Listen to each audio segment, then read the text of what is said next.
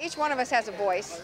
Our voices are stronger if we use them together. So activities like joining the Susan G. Komen Foundation's activities where you have a place to go is one way, a really effective way to do it. But you can also do it one by one, making certain that you are asking candidates for office, not just for president, but for offices all the way down the ballot, what their level of commitment is, what their answers are, how committed they are to truly universal health care, and making certain that we get the research dollars that we need.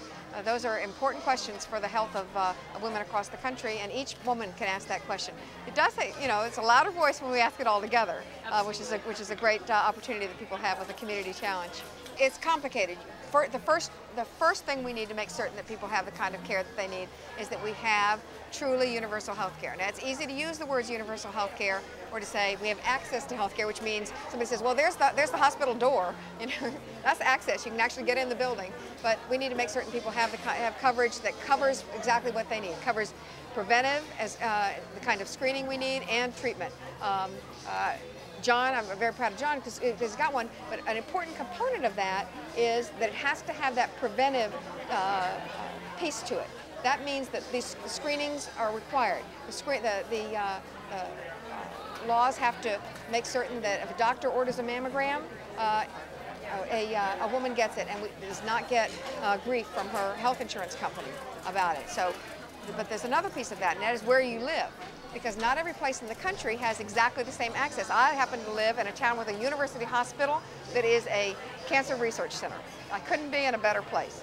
But there are a lot of people who are located a long distance from the kind of services they need. So we need to do things like extend broadband to rural communities so people can get tested any place. It could be a mobile mammogram van, or it could be in a regional hospital, and they can get those mammograms or ultrasounds read by experts in these fields any place in the country.